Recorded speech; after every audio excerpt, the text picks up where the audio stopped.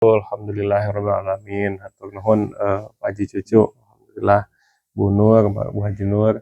Alhamdulillah alhamdulillahirabbil alamin. Hamdan katsiran thayyiban mubarakan fi kama yuhibbu rabbuna wa yarda. Asyhadu an la ilaha illallah wahdahu la syarikalah wa asyhadu anna Muhammadan abduhu wa rasuluhu alladzi la nabiyya ba'dah. Allahumma shalli wa sallim wa barik wa anim ala nabiyyina Muhammad wa ala alihi washabbihi ajmain. Alhamdulillah kita diberikan sehat ya Bapak Ibu ya. Di antara teman-teman kita yang sudah berencana mau ke sini, ternyata qadarullah Allah berikan ujian kesehatan ya, sedang tidak sehat gitu ya. Alhamdulillah ini nikmat yang luar biasa, kita bisa berkumpul. Tentunya kita juga meluruskan niat kita hari ini untuk membangun ukhuwah ya. Jadi kalau silaturahmi mah itu untuk keluarga ya, silaturahim menyambung rahim. Kalau ini menyambung ukhuwah, terutama kita yang telah melaksanakan umroh bersama di setahun yang lalu. Belum? Bentar lagi ulang tahun loh. Bentar lagi ulang tahun lah. Siap-siap. Alhamdulillah ya, kita keberangkatan bulan Februari ya. Alhamdulillah insyaallah. Dan kita diberikan rezeki oleh Allah Subhanahu wa taala bisa berkumpul lagi, dan itu rutin ya. Kemarin juga kita udah berkumpul di mana aja Pak, di Cidaun, dari mana lagi Sukabumi ya, Karawang yang qadarullah yang kemarin ke Cileunyi belum bisa kemarin kita nggak bisa hadir waktu kemarin ke ya Darullah, dan alhamdulillah kita bisa kumpul lagi hari ini. Insya Allah kita niatkan ya untuk membangun ukhuwah di antara kita, dan juga sedikit kita bermurojaah dan juga sedikit kita menuntut ilmu ya, walaupun sedikit. Insya Allah mudah-mudahan kita bisa amalkan ya. Setiap hari kita doakan Allahumma inna nas'aluka ilman nafi'an wa rizqan thayyiban wa amal mutaqabbal. Wah, sahih benar, udah hafal betul. Yang pertama kita minta apa, Pak Slamet? Bukan. Yang tadi ilmu yang bermanfaat. Bukan sekedar ilmu, bukan sekedar tahu, bukan saya udah tahu kok ini. Tahu pisan Ustaz, ada tamat sami ya tuh. Tapi kadang-kadang kita belum bisa. Manfaat itu yang bagaimana? Yang kita bisa amalkan. Udah diamalkan jadi bermanfaat bagi kita, baik di dunia dan di akhirat ya. Nah, kita mintanya bukan sekedar ilmu, tapi ilman nafi' ya, ilman nafi'an. Tambah lagi nih. Saya juga sekolah gitu, udah lama banget kan, dari SD, SMP, SMA, S1, S2. Yang kepake berapa banyak? Cuma sedikit sebetulnya. Makanya kalau kita semakin usia semakin kesini, benar-benar ditambah lagi ya. Satu doa lagi Bapak Ibu ya, mudah-mudahan bisa diamalkan. Pak Slamet udah hafal belum ya? Allahumma anfa'na bima 'allamtana wa 'allimna ma yanfa'una wa zidna ilman. Nah, itu doa sahih juga tuh. Allahumma anfa'na, ya Allah berikan manfaat ya. Berikan manfaat bima 'allamtana, dari apa yang sudah aku tahu. Aku banyak tahu. Banyak ini tahu. Tapi tidak semuanya bermanfaat. Ya Allah kasih aku manfaat dari apa yang telah aku ketahui ya. Wa 'allimna, dan berikanlah aku ilmu ma yanfa'una, dari apa yang bermanfaat bagiku. Jadi bolak-balik tuh. Ya Allah kasih aku manfaat dari ilmu yang udah Engkau berikan kepadaku, dan berikan aku ilmu yang bermanfaat aja ya. Wazidna ilman ya, dan berikanlah aku tambahan ilmu. Jadi yang sesuatu yang Nabi doakan tiap hari itu bukan ya Allah berikan aku harta sebanyak Raja Persia, sebanyak Raja Konstantinopel, yang semua itu Romawi, Persia. Rasul nggak bilang begitu. Rasul bilangnya Robbi zidni ilma ya. Nah, yang paling yang agak panjang tadi Allahumma anfa'na bima 'allamtana wa 'allimna ma yanfa'una, dan berikanlah pengetahuan ilmu kepadaku yang bermanfaat aja tuh, yang ada manfaatnya, fa'na gitu ya. Wazidna ilma. Jadi kalau tadi tambahan, kalau udah tahu Allahumma inna nas'aluka ilman nafi'an wa rizqan thayyiban wa amalan mutaqabbalan. Tambah lagi, Allahumma anfa'na bima 'allamtana wa 'allimna ma yanfa'una wa zidna ilman. Itu. Jadi setiap hari kita tuh nomor satu ilmunya yang manfaat. Yang kedua wa rizqan thayyiban. Enggak sembarang rezeki. Enggak sembarang, aduh aku kasih fulus gitu ya, Pak. Pak Selamat, fulus. Kita ulang lagi sebuah kisah yang datang kepada kita yang udah masyhur juga di Saudi sana, karena diajarkan oleh masyayikh ada seorang ibu yang minta, ya Rob 13 miliar, ya Rob 13 miliar, ya Rob 13 miliar. Mungkin ingat ya Bapak Ibu. Diberikan oleh Allah persis 13 miliar. Sebagai apa? Diat anaknya ketabrak. Anaknya meninggal dunia, diganti, kalau di Arab itu kan diganti 100 ekor onta yang gitu kan, diat namanya itu. Kalau seseorang membunuh walaupun tidak sengaja itu harus, kalau iya ganti. Nah, diat dibayar, diat 13 miliar, tapi anaknya nggak ada. Dia lupa meminta apa? Minta afiah. Jadi semua itu kalau kita minta sesuatu, ya Allah berikan aku ilmu dengan afiah. Ya Allah aku berikan aku harta dengan afiah. Ya, dengan keselamatannya, dengan afiahnya gitu. Jadi kita nggak mau kita dapat fulus, tapi afiahnya nggak dapat. Ya, itu udah. Makanya kita minta warizkon thayyiban, nggak sembarang rezeki. Ya, kita pengen yang halal juga thayyib, yang baik bagi kita, bagi anak-anak kita, bagi kelanjutan kehidupan kita, berkah gitu kan. Rizkon thayyiban wa amalan mutaqabbalan. Nggak sekedar kita bisa berumroh, nggak sekedar kita berhaji, nggak sekedar kita bisa berbagi nasi bungkus 200 porsi tiap hari, tapi nggak sekedar itu juga, tapi amalan yang diterima. Wa amalan mutaqabbalan, ya Allah, amal saya segini, saya udah maksimal, mudah-mudahan bisa diterima. Nah itu tuh harus jadi mindset kita juga, makanya diulang 3 kali ya kalau bisa gitu, sambil dihayati. Allahumma inni as'aluka ilman nafi'an wa rizqan thayyiban wa amalan mutaqabbalan. Kalau bisa dipaus tiap, Allahumma zidni ilman, ya, Allahumma inni as'aluka ilman nafi'an, berhenti dulu gitu. Mudah-mudahan ilmunya yang bermanfaat. Wa rizqan thayyiban, rezeki yang thayyib gitu ya, yang afiah, yang membawa kebaikan, bawa amal soleh, bawa bir yang banyak, kebaikan-kebaikan yang berkah yang banyak. Wa amalan mutaqabbalan, amal-amal saya diterima ya Allah gitu ya. Nah itu yang kita harapkan. Ya, pagi-pagi kita berdoa, ya mudah-mudahan siang ini salah satunya kayak gini ya Bu, ilmu yang bermanfaat. Ada sedikit ilmu kita bisa manfaatkan. Rezeki yang berkah. Ini rezeki yang berkah dinikmati oleh saudara-saudara kita muslim, terutama yang soleh. Sebaik-baik harta kalian itu dinikmati oleh orang-orang yang soleh ya. Kalau pengen baik, makanya kalau kadang-kadang kenapa sih ada Jumat berkah kadang-kadang ya Pak, karena kita mudah-mudahan kita sedikit bisa memastikan apa harta kita itu dimakan oleh orang yang soleh, yang ibadah gitu. Namun iya, ya nggak apa-apa.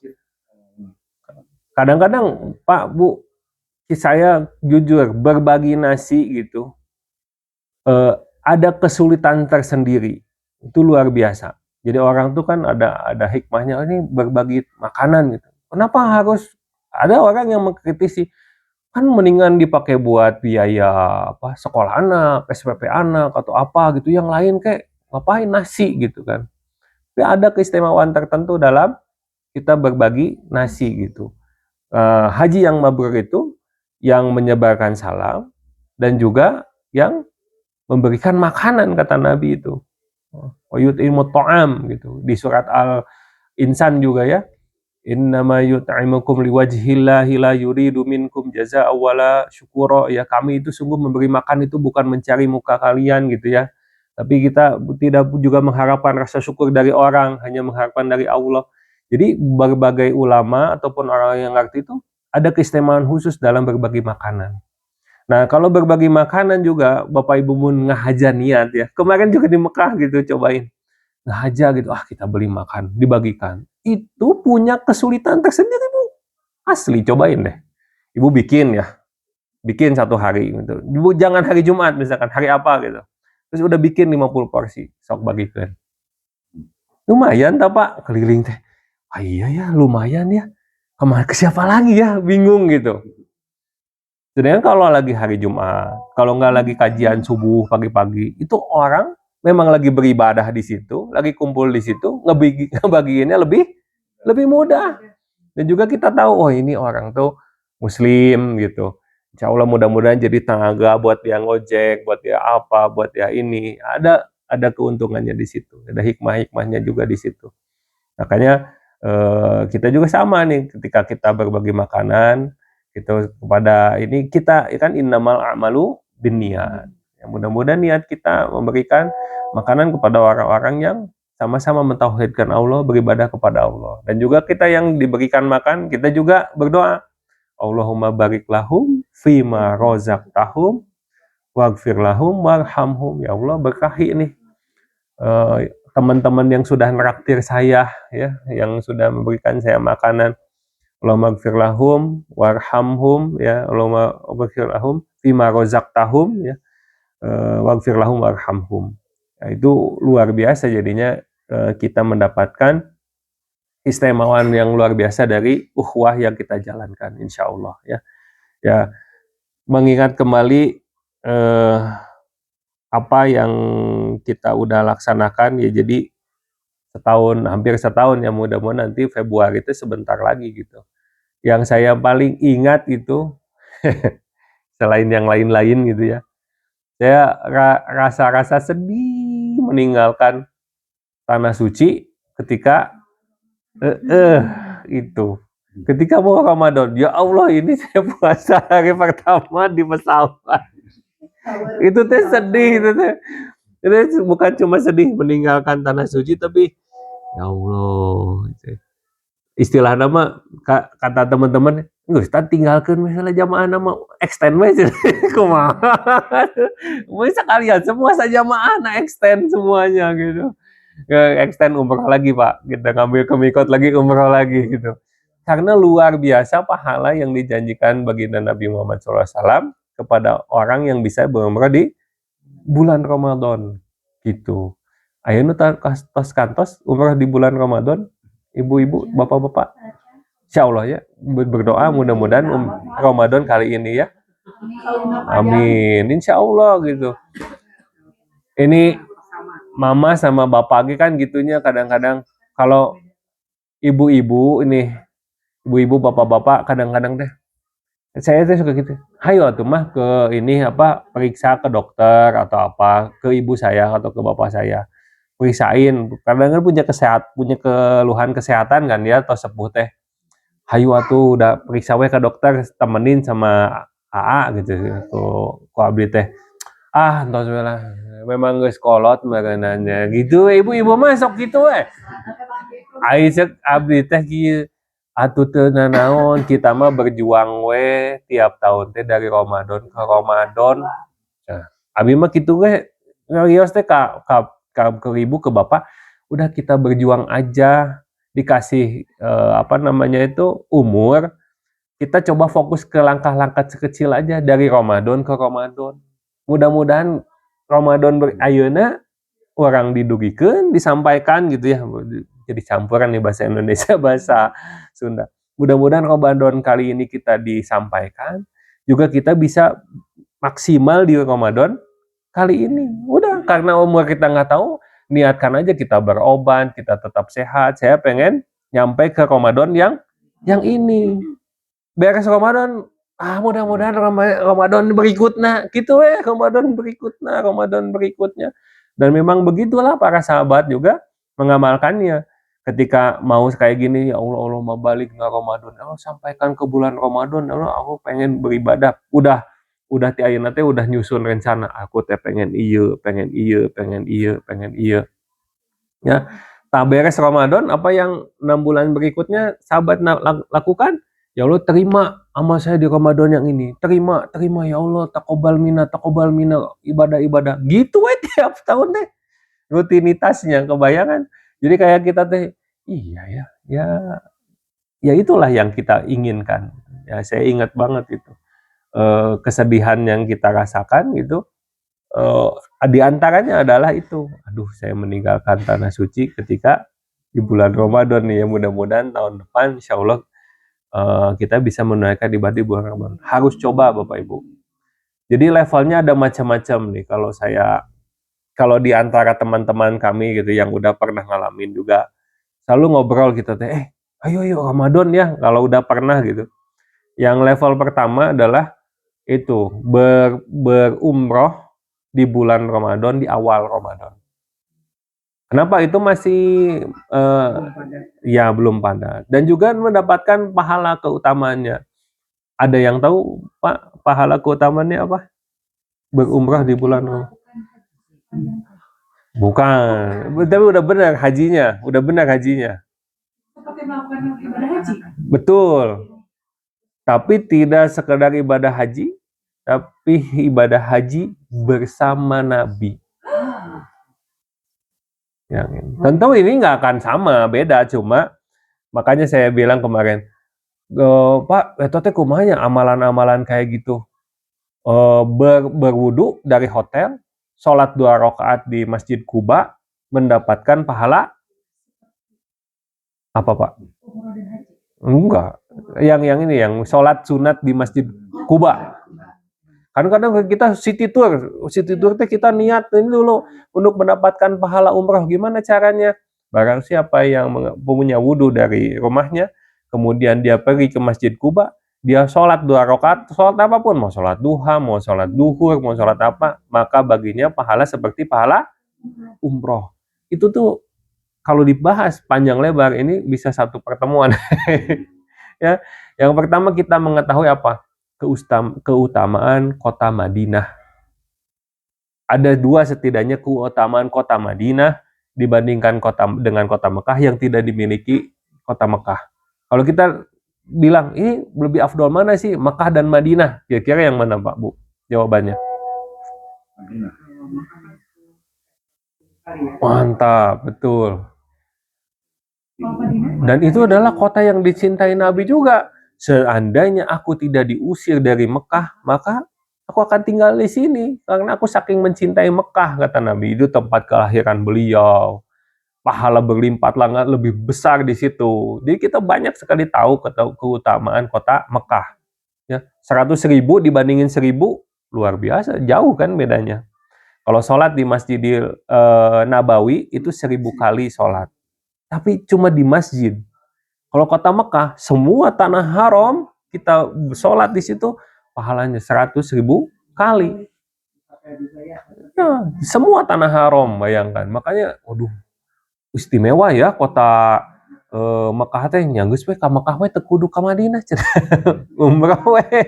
Tapi ternyata ada keistimewaan lain coba. Nah, istimewaan yang lain selain ada makam Nabi, ya, yang ada makam Syuhada Uhud, lain sebagainya. Nah, dua hadis Nabi yang kita tidak bisa tinggalkan. Yang pertama, coba saking cintanya Allah kepada kota Madinah, dan juga saking cintanya Nabi kita juga kepada Masjid Kuba, masjid yang pertama kali dibangun atas dasar ketakwaan di kota Madinah, kan bukan Masjid Nabawi dulu ya, Masjid Kuba dulu, bayangin. Allah kabarkan orang yang berwudu di rumahnya, kemudian datang ke Masjid Kuba, maka dapat pahala umroh. Tanpa harus, kalau ibu sekarang nggak enak, pakai kereta cepat, pakai bis. Coba bayangin, dulu orang Madinah mau ke Mekah kayak gimana kebayangna? Naik unta, jalan kaki sepanjang 450 km. Saminggu mapah. Ngomong untanya jangan ke saya. Iya. Ya mangga. Jadi kebayangkan berlelah, dan itu bisa dinikmati dengan maksudnya didapatkan pahala umrah itu dengan wudhu di rumah, ke Masjid Kuba, sholat 2 rakaat. Dan itu dilakukan Nabi setiap pekan, Bapak Ibu. Jadi setiap hari Sabtu tuh Nabi kayak gitu saking cintanya, dan itu sudah jadi wahyu oleh Allah lewat hadis Nabi. Itu nggak ada kan di tempat lain, di Masjid Kuba doang. Jadi itu kita bisa melihat betapa dihargainya ini kota Madinah, ya, kemudian Masjid Kuba. Hadis yang lain itu yaitu Barang siapa yang berniat untuk belajar dan mengajar di masjid ini, di Masjid Nabawi, maka pahalanya seperti jihad fisabilillah. Itu nggak ada. Belajar di Masjidil Haram nggak dapat pahala itu, Pak. Cuma di Masjid Nabawi. Barang siapa yang belajar dan niatnya untuk mengajar di Masjid Nabawi, maka pahalanya seperti jihad fisabilillah. Sedangkan jihad itu, aduh, berat banget. Nggak mungkin nggak kembali. Kita harus nyiapin. Kalau jihad zaman dulu tuh, perangnya, kalau zaman sekarang Pak, jihad atau tentara tuh bajunya disiapin nggak Pak? Disiapin, pistolnya, peluruna, semuanya tinggal berangkat gitu. Zaman dulu mah modal nyalir, jual sawah heula, jual apa dulu, belum tentu kembali itu. Makanya pahalanya bisa menyamai itu dengan cara Bapak niat di hotel teh, saya mau belajar tahsin di Masjid Nabawi. Saya mau menyimak Syekh, saya mau menyimak Ustadz Ariful Bahri di Masjid Nabawi. Kalau nggak Ustadz Ariful Bahrinya, saya mau ngajar di Masjid Nabawi. Dapat pahala itu. Atuh anak Pak kudu ngerjakeun umrah. Nah, itu wallahu alam, apa itu namanya, soal pengabulan, soal ijabah itu kuasa Allah, haknya Allah. Kita nggak usah pikir-mikir gimana ya. Berarti nggak usah dong. Nggak gitu juga gitu. Dengan sependek pengetahuan kita, gampangnya gini lah gitu. Bapak Ibu akan mendapatkan rewards mobil. Sama mobil, tapi nu hiji Avanza gitunya, nu hiji mobil BMW terbaru yang hybrid gitu kan. Harganya jauh kan, beda kan, kualitasnya beda. Tapi sama-sama dapat mobil. Tapi mau dikasih mau nggak Pak? Mau, ya, gitu kan. Sama ini juga. Jangan nonton. Dapat pahala umroh itu kan beda-beda. Ada yang umrohnya tuh wah pahalanya tinggi banget, ada yang umrohnya ya dapat pahala umroh, udah gitu. Gak usah kita pikirkan gimana berarti umroh pahala umrohnya. Ini juga sama, berhaji bersama Rasul. Gak usah kita pikirkan atau jangan namanya umroh teu kudu haji katanya. Kan haji juga biayanya besar, waktu tunggunya lama. Pak Cucu kapungkur susah nggak Pak haji berlelah-lelah itu di Mina, di Arafah, ya kan? Insya Allah capeknya kayak gimana? Ayeuna cenah umroh di bulan Ramadan nganti lu jam umroh we wungkul gitu, pahalanya sama kayak haji. Asa teu kapikiran saya teh capek dulu haji teh, capek banget menguras tenaga, waktu tunggunya lama gitu segala macam. Gak usah dipikirin, itu serahkan sama Allah. Tapi udah jelas di situ hadisnya, barang siapa yang berumrah di bulan Ramadan, maka pahalanya sama seperti berhaji bersamaku, kata Nabi. Ya udah, gitu. Laksanakan aja tuh kudu di pikiran, robana taqabbal minna. Tapi tentu itu tidak tidak menggugurkan kewajiban haji, gitu. Hanya itu umrah di bulan Ramadan, kenapa kita harus akan. Yang pertama, paling mudah adalah umrah di awal Ramadan. Karena masih sepi gitu. Tapi kita mencari keutamaan. Kan umrahnya, saya ngejar umrahnya. Umrah itu kan apa aja, Babu? Masih ingat nggak umrah apa aja? Umrah itu berihram. Ngambil di mikot ya, berihram di mikot, niatin umrah. Habis itu ngapain? Tawaf, keliling Ka'bah 7 kali. Habis itu ngapain? Sa'i ya 7 kali nih, Safa Marwah. Habis itu tahlul beres. Misalkan Bapak Ibu ente ngadoa gitu ngebetem gitu. Baik bismillah Allahumma labaika Allahumma umrotan. Dah ngebetem sepanjang Mekah Madinah Mekah. Habis itu tawaf ngebetem keliling 7 kali gitu. Habis itu sa'i nggak ngomong apa-apa gitu. Habis itu tahlul. Udah sah umrohnya. Udah beres dapat pahala haji bersama Rasul.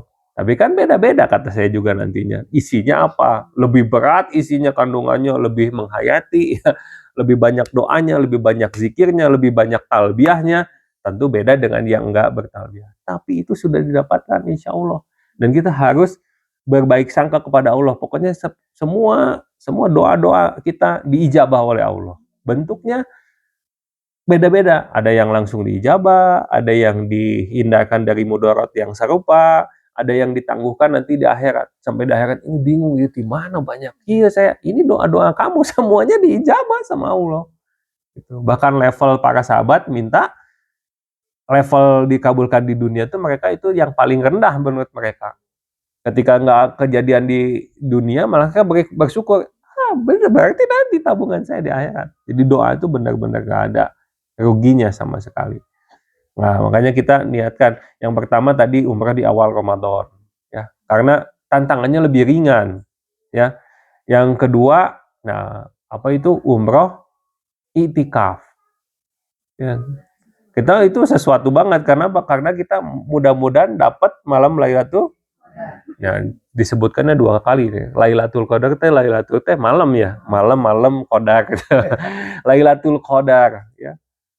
Yang pahalanya lebih baik daripada 1000 bulan. Kenapa itu orang sampai wah padatnya luar biasa.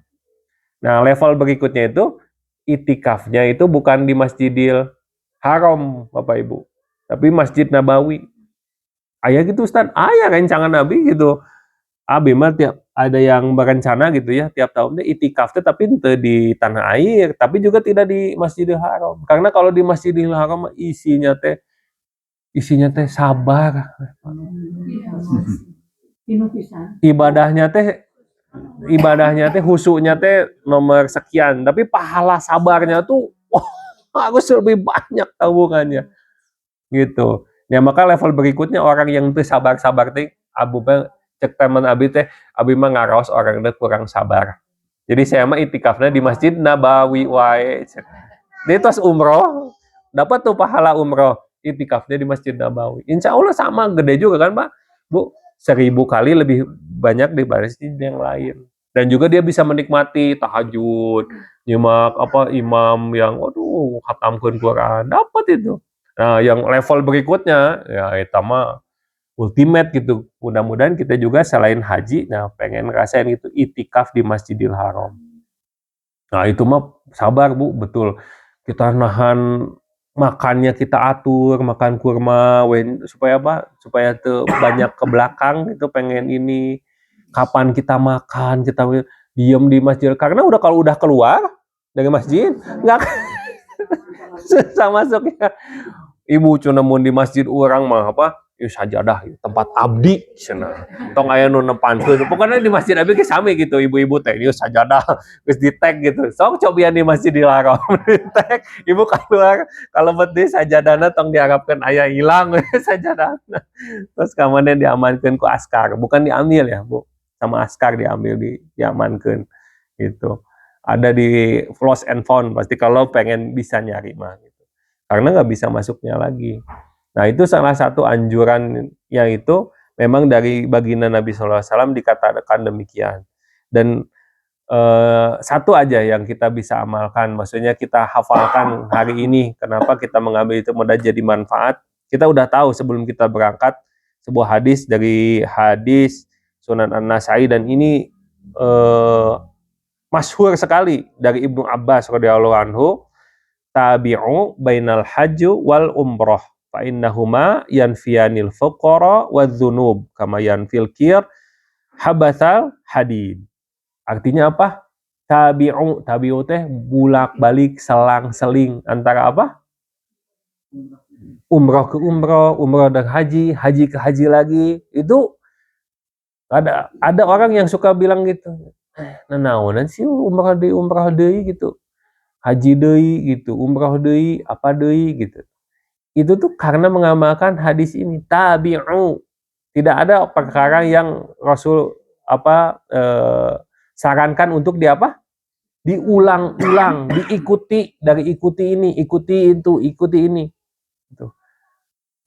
Tentunya dengan biiznillah dan rezeki dari Allah gitu. Kalau orang udah diberikan rezeki gitu, kadang kan orang bilang enggeus udah gitu. Padahal dia punya uang, tapi tidak melakukan lagi. Kenapa? Ada udah. Nah ini missnya di sini. Tabi'u bainal hajja wal umrah. Nabi itu bilang selang-seling lah. Selang-seling lah terus deh. Kalau kita mah haji rada susah ya Pak, selang-seling, selang-seling besok. Nah tapi ada wae teman-teman kami yang begitu ada gitu. Tahu salahnya bisa tahun ini mujamalah gitu dan dia diberikan rezeki gitu. 800 juta bayar gitu, 500 juta bayar gitu. Haji yang cuma 15 hari, 17 hari, sebentar gitu mereka dia karena memang jatahnya sekian. Dan Allah kasih rezeki lagi. Dan Allah tuh mendingan dibagi ke nasi uduk sabaraha hiji gitu. Tapi ternyata beliau juga bisa buka rumah makan gratis. Tetap bisa. Yang lainnya ibadah-ibadah lainnya tetap Allah cukupin juga gitu. Nah, itu tuh tadi tergantung dengan innamal a'malu bin niat. Setelah kita tahu itu menghapuskan apa kata baginda Nabi Muhammad SAW, menghapuskan kefakiran dan dosa-dosa. Ya, kadang-kadang kita berdoa juga Rabbana atina fid dunya hasanah wa fil akhirati hasanah wa qina adzabannar. Apa sih ketakutan manusia itu? Itu betul. Dua-duanya tuh neraka sama kismin. Orang kan di dunia teh, aduh ya Allah, aku takut nggak cukup gitu. Di dunianya takut cukup sekolah, nyakolakeun anak kumaha. Dan gitu, kenapa Pak teu umroh? Eta baru dak alit keneh nabung gitu. Aya oge anu sieun nuju ngabangun rumah sieun teu cekap. Sieun kekurangan, satu kefakiran. Yang satu lagi kita takut masuk neraka. Dan ini tuh kata baginda Nabi, dua-duanya dihapuskan. Apa? Yanfianil fakro wa dzunub, ya. Dihapuskan satu kefakiran, fakirnya dihapus oleh Allah. Yang kedua dihapuskan dosa-dosa. Jadi jangan sampai kita juga pulang umroh atau pulang haji teh merasa caputlah kita merasa apa tuh bersih dari dosa. Atau alhamdulillah tekedah deui tos bersih abi mah cenah tos puih. Nah itu sesuatu yang takutlah kita kepada perasaan yang seperti itu, jangan sampai gitu.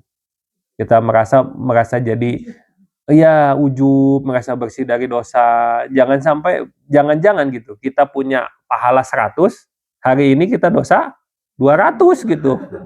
Bedo padahal mah gitu. Tapi kita nggak merasa, kita tahunya teh merasa defisit, betul tak eta gitu. Kita merasa saya udah melakukan banyak amal soleh kok hari ini. Yuk. Bersih cuma kepalanya aja. Saya udah tahajud, cenah. Abis itu saya teh baca Quran, udah sodakoh pagi. Abis itu ini, kadang-kadang ada manusia itu menghitung apa itu namanya pahala dan merasa menghitung amal. Terus kemudian dia merasa banyak amal. Padahal itu larangan dari Allah Subhanahu wa taala, jangan mentazkiyah diri sendiri, jangan mensucikan diri sendiri, jangan mentazkiyah saya ini udah suci gitu. Nah, kalau ada orang yang bilang kayak gitu, Pak Bu, terus dia ustadz, terus dia dilihat sama orang, itu orang keliru. So, abi mau bersih gitu. Dia naon weh? Sok pengen bersih ke saya gitu. 10 juta. Ya.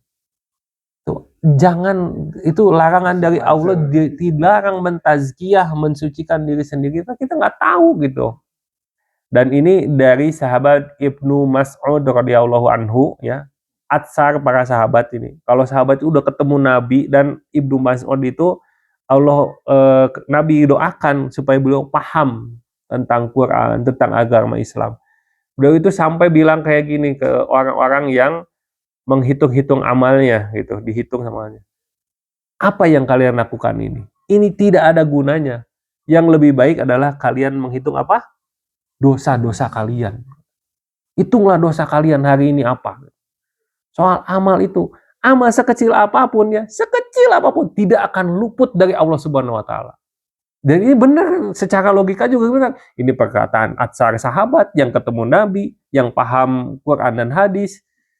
Beliau bilang, apa yang kalian lakukan itu menghitung amal-amal itu sia-sia. Kenapa? Allah nggak akan luput sama amal kalian. Mau yang kecil, mau yang gede. Faman ya'mal mithqala dzarratin khairan yarah. Segede zarah juga udah pasti dibalas.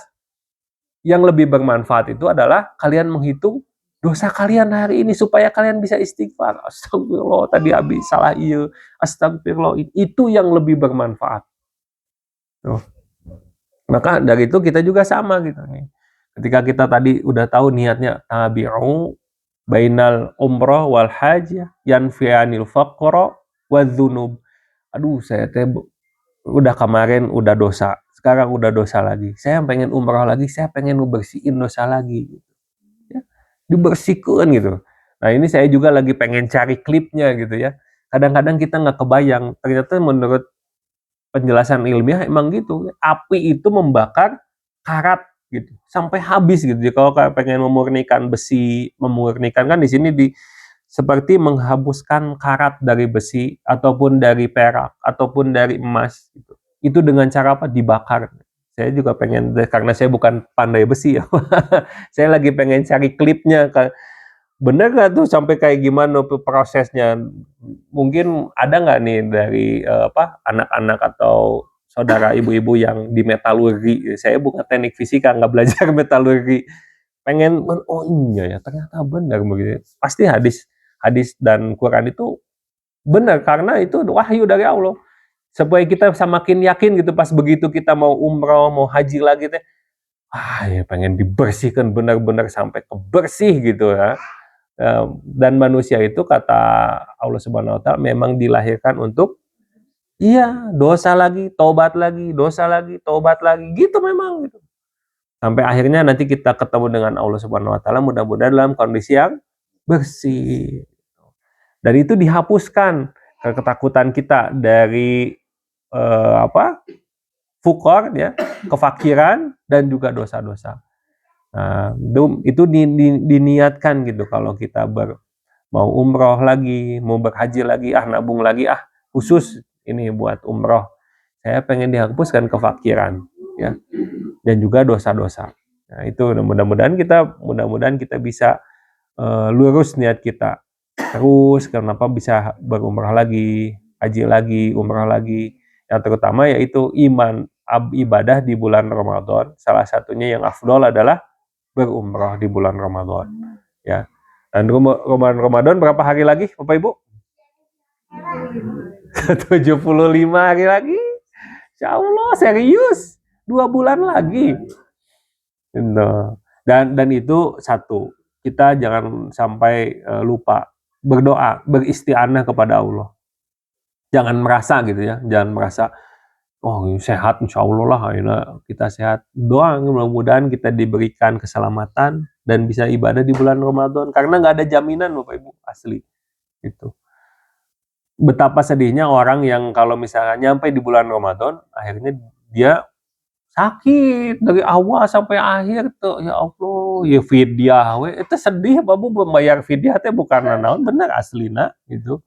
Cobain lihat orang-orang, kalau kita bisa puasa, bisa tarawehan, itu rezeki dari Allah. Dan kita jangan lupa beristi'anah, minta tolong. Iya karena abudu, wa iya karena nasta'in. Nasta'in itu isti'anah, itu minta tolong. Hanya kepadamu ya Allah aku beribadah, dan hanya kepadamu minta pertolongan. Seakan-akan Allah bilang tuh, kalian juga bisa ibadah juga karena karena rezeki dari Allah, dari taufik, dari kesehatannya. Maka minta supaya bisa beribadah sebaik-baiknya. Dan ini jadi wasiat Nabi ya Bapak Ibu, yang kita selalu doa sebelum salam. Setiap sholat sebelum salam kita berdoa. Ya, yang itu Dajjal juga iya ya. Salah satunya lagi, ditambah lagi kalau yang belum, Allahumma aini ala dzikrika wa syukrika wa husni ibadatik. Ada 2 pendapat ulama yang berbeda, tapi jumhur mengatakan ini kata Nabi itu dubur sholat, kan itu fi duburi sholat, di ujung sholat. Nah, beberapa ulama itu jumhurnya mengatakan bahwa ini adalah sebelum salam. Jadi yang lebih afdol itu. Tapi kalau ibu-ibu, bapak ibu setelah salam, misalkan dalam zikir, kalau ini ala dzikrika wa syukrika, ya boleh juga gitu, karena ada ulama yang mengatakan demikian. Ya. Tapi bagian ulama lainnya itu setelah ulama ini a'udzubika min adzabin ya yang gitu ya. Kadang-kadang kalau lagi sholat malah ngeblank ya Pak. Gimana Pak doanya? Allahumma inni a'udzubika min adzabi jahannam wa min adzabil qabri wa min fitnatil mahya wa mamat wa min fitnatil masiihid dajjal. Beres itu Allahumma aini ala dzikrika wa syukrika wa husni ibadatik. Tapi itu di dalam hati enggak? Diucapkan, Bu. Diucapkan. Kalau sholat kan memang harus itu bukan dilafalkan. Bukan. Kalau saya jadi itu sampai ayatul alamina innaka hamidum majid. Nah, saya kalau mau itu ya di dalam hati jadinya. Nah, itu juga Ibu Ada pendapatnya gitu ya. Ya saya nggak tahu, harus nyari. Saya tuh justru kita itu jangan sampai bilang itu hadisna eta mah. Di mana eta? Nah, justru saya nanya, kalau Ibu ada nggak hadisnya gitu. Ada nggak pendapatnya itu? Setahu saya, Bu, Kenapa? Kalau yang diucapkan dalam hati itu kalau menggunakan bahasa kita. Yang saya tahu itu kalau menggunakan bahasa kita baru diucapkan di dalam hati. Nah, kalau doa dalam sujud gimana, Ibu? Ya, suka berdoa nggak dalam yang lain? Bahasa Indonesia itu di dalam hati. Tampak hal yang tampak hal. Kalau berdoanya bahasa Husnul Khotimah ya. Ya. Sebetulnya semua sujud itu tempat yang paling mustajab untuk berdoa. Semua, bukan cuma di sujud akhir. Semua setiap sujud. Cuma kalau sholat berjamaah kita akan kesulitan. Kecuali imamnya kayak di Masjidil Haram. Dan tidak semua imam di Masjidil Haram untuk itu. Hanya imam-imam tertentu. Lama. Nah, kalau lama tuh gimana? Wah, Ibu udah tahu. Berarti lama ini imam ngasih kesempatan saya untuk berdoa. Rabbana ighfirli wali daya diucapkan nggak apa-apa, Bu. Iya. Itu. Karena saya belum menemukan, kecuali kalau menemukan, Ibu menemukan boleh ya. Ya, ini dilarang berdoa diucapkan, dilafalkan. Dan semua keumumannya, semua perkara sholat kita semuanya harus dilafalkan. Karena kalau belum dilafalkan itu belum jadi amalan zahir, dan sholat itu amalan zahir. Jadi baru sebatas niat aja gitu. Sedangkan kita itu sholat itu amalan zahir. Seperti Allahu Akbar, Allahumma ba'id baini wa baina, atau subhanakallahumma wa bihamdika, apa aja doa iftitah diucapkan, itu dilafalkan, bukan ngebetem, dilafalkan. Ya, suaranya levelnya hanya terdengar diri sendiri aja sih. Gitu. Minimal ada gerakan bibir. Iya, betul. Ya ini lafal lidah kita itu namanya ini tuh apa namanya? Lidah kita dilafalkan, dilafalkan. Bismillahirrahmanirrahim.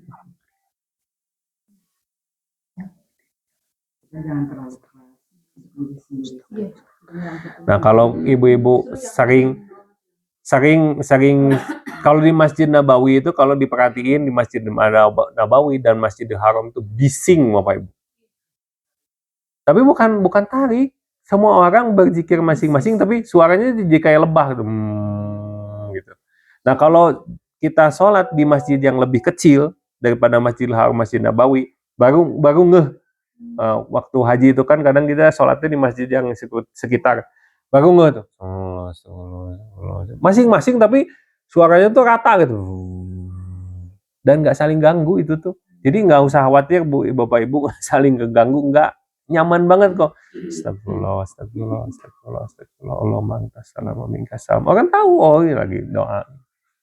Ini udah boleh bertanya, Ustaz? Belum. Ya udah deh.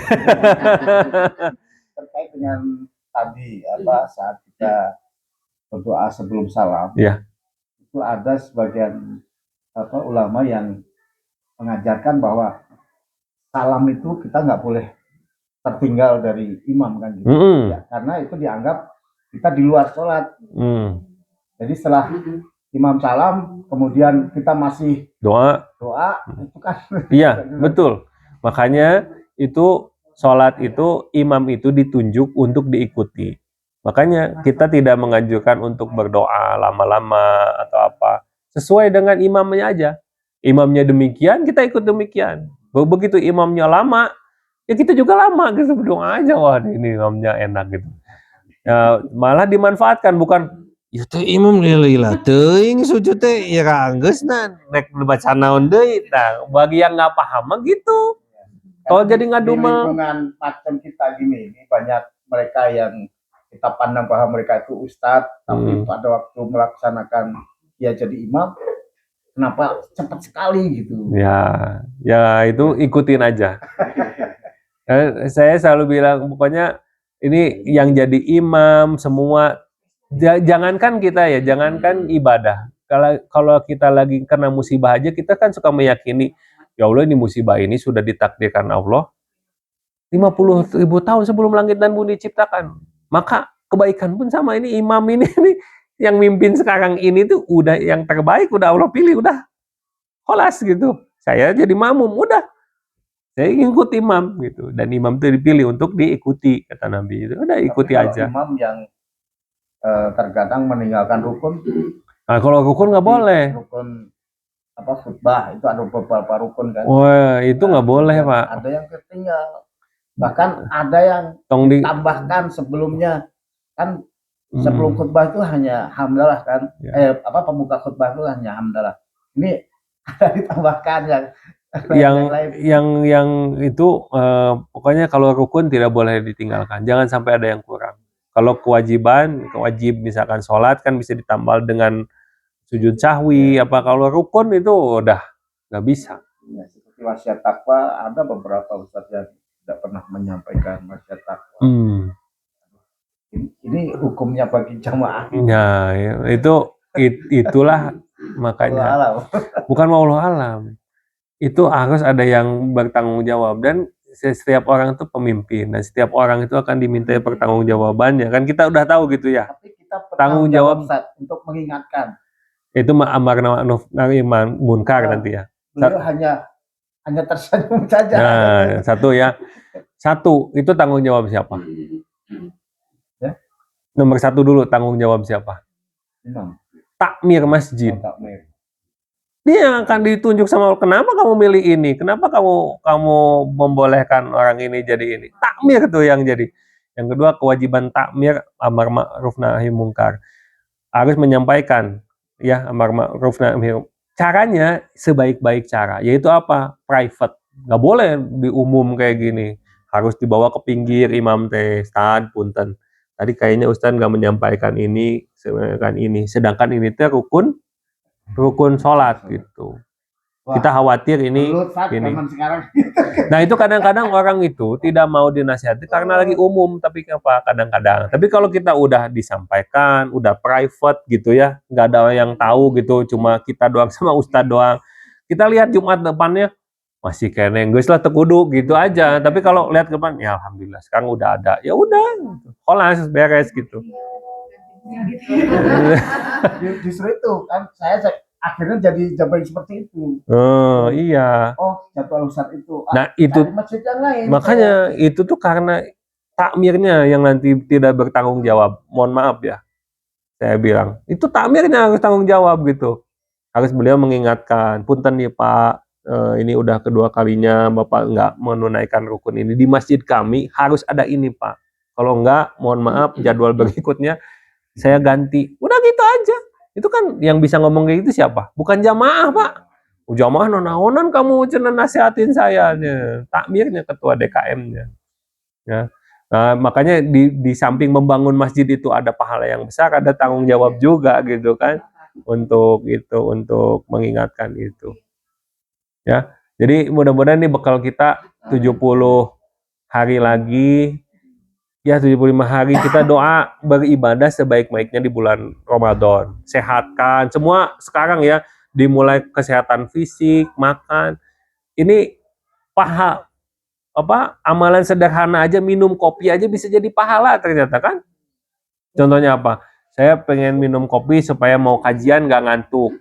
Sholat Jumat biar nggak nundutan pas sholat Jumat, dapat pahala gitu. Sama kita juga diniatkan untuk beribadah. Jadi kita niatkan, aduh saya pengen sehat sekarang supaya Ramadan saya bisa optimal. Jadi makannya, olahraganya, apanya, nabungnya. Yang kita juga niatkan, saya pengen ngasih takjil. Kadang-kadang orang nggak kepikiran ngasih tajil karena memang nggak direncanakan, Bu. Aslinya. Karena tidak direncanakan, tidak pernah tahu, tidak pernah niat, pernah direncanakan. Kalau dari sekarang, nabung 10.000, iya mah nanti, iya mah bukan buat Jumat berkah ayeuna, iya mah buat apa? Iftar. Nanti di masjid saya mau bagi takjil. Kan dapat pahala banyak saya. Orang yang berpuasa buka dari makanan yang kita sediain. Nah itu tuh diniatkan dari sekarang gitu. Dan insya Allah, Allah itu membantu niat-niat kita. Terutama misalkan dari maliyah kitanya juga. Kalau kita udah niat, Allah kersakan gitu. Kalau untuk niat sama sekali, pengalaman saya di Masjidil Haram ketika ya sama ya umrah Ramadan juga, kata ada yang bagus, Bapak Ibu, ada yang bagus. Dinilai dari bagusnya, Bapak-bapak ini udah bersiap, mau itikaf di bulan Ramadan gitu, pahalanya besar gitu ya, mau taraweh, dan dia tidak akan meninggalkan sampai nanti sahur nanti. Kan gede kan pahalanya. Tapi dia miss apa? Dia tidak ada niatan untuk berbagi sama orang. Jadi bahkan nerima pun gitu, dari kita yang, Pak, mangga Pak, terus Abi mah, yuk udah siap yuk sampai subuh. Tapi ya nggak apa-apa, saya tidak akan ngomentari beliau, tapi alhamdulillah, pokoknya nyenak naon wae, nyenak nih. Dibanding sama satu nih, satu itu bagus gitu.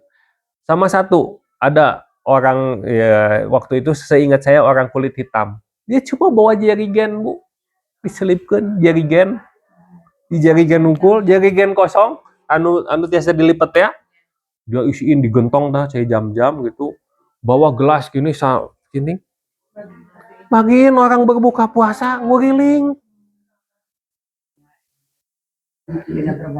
Tidak bermodal, cuma dia nggak ada kepikiran gitu. Dia cuma kalau yang satu pikir saya cukup untuk diri saya sendiri dari awal sampai akhir gitu kan. Damang Pak, Masya Allah, alhamdulillah. Depang deh ya, Pak Tarham. Akhirnya dugi, Insya Allah sehat. Alhamdulillah. Seperti ini Pak. Nah, Insya Allah. Tidak mampu sehatnya. Tos Bu. Dugi. Alhamdulillah. Mangga we ting tidak.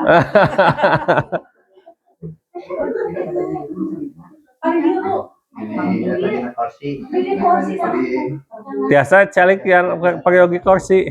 Biasanya Pak? Untuk biasa. Insya Allah. Jangan dikira dibandingin sama beliau-beliau. Insya Allah. Alhamdulillah. Tadi tanyakan mana Pak? Si itu Amprah.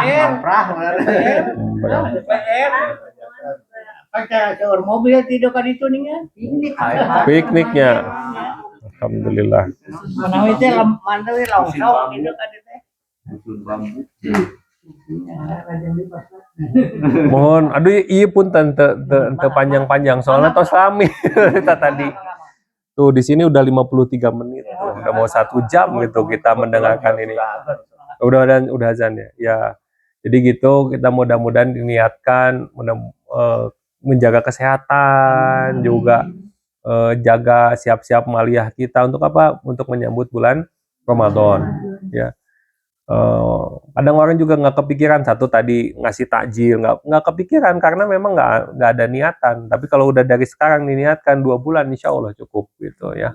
Dan itu tuh tidak akan rugi Bapak Ibu, seperti yang kita pernah bahas sebelumnya. Allah ganti asli gitu, harus coba gitu. Jadi ketika oh iya ya, alhamdulillah gitu. Kayak yang kita nggak pakai modal, kayak tadi itu ya, orang yang itu nggak pakai modal, ya Allah ganti. Sama itu kita juga kayak yang ada artos oge ya di mana ya Allah gitu ya, artos nu saya bagikan jadi makanan berbuka, jadi apa, jadi ini itu kan dari Allah, bukan punya kita. Allah senang hartanya dipakai oleh orang beriman dan digunakan juga jadi rezeki orang beriman, Allah kasih lagi gitu. Gitu. Satu, diniatkan kesehatan maliyah kita, menyambut Ramadan gitu. Itikaf tahun lalu saya tahun lalu begini, tahun ini saya pengen tingkatkan demikian gitu. Dan dari gitu aja Pak. Kita juga tadi saya udah juga bilang ke orang tua saya juga yang sama, sepuh oke Pak. Ya alhamdulillah lah, pokoknya mah orang mah di Ramadan ka Ramadan weh. Ini Ramadan berikutnya alhamdulillah ibadah deui gitu. Sehat deui. Mudah-mudahan Ramadan payun tiasa deui gitu gitu. Karena betul kata Nabi dari hadis Thalhah itu ya, yang dulu ini ada orang-orang yang sama masuk Islam, saudaraan ya, masuk Islamnya bareng-bareng. Cuma beda 1 tahun, terus dikersakan memang Allah takdirkan demikian, dihadirkan dalam mimpi Thalhah, orang ini masuk surga duluan di level surga yang lebih tinggi. Padahal yang satu mah meninggal jihad fisabilillah, yang satu meninggal di kasurnya, tapi dia meninggal 1 tahun setelahnya. Kenapa yang ini duluan katanya masuk surga? Maka ini hadis dari Nabi. Nabi bilang, kenapa kalian merasa keheranan, jadi bingung? Bukankah telah berlalu 1 tahun lebih dulu, 1 tahun itu dari masa orang itu berlaku, dia udah lewat Ramadan, berapa kali sujudnya lebih banyak gitu, sholatnya yang lebih banyak, maka kenapa lebih heran yang ini lebih masuk surga lebih duluan, tinggi levelnya lebih duluan. Makanya umur yang panjang itu dalam ketaatan itu adalah rezeki, nikmat dari Allah. Gitu. Makanya kan kita juga dari hadis Thalhah itu, mungkin udah masyhur, udah tahu ya Pak Cucu ya? Oh belum? Ya itu, jadi nanti cari hadis Thalhah. Ketika ada 2 sahabat yang sama-sama masuk Islamnya samaan. Yang satu meninggal di perang, di jihad. Yang satu lagi masih hidup dia dan meninggal 1 tahun setelahnya. Kemudian Thalhah itu bermimpi. Dan mimpi ini berulang terus, makanya jadi pembicaraan di antara para sahabat dan Thalhah sendiri.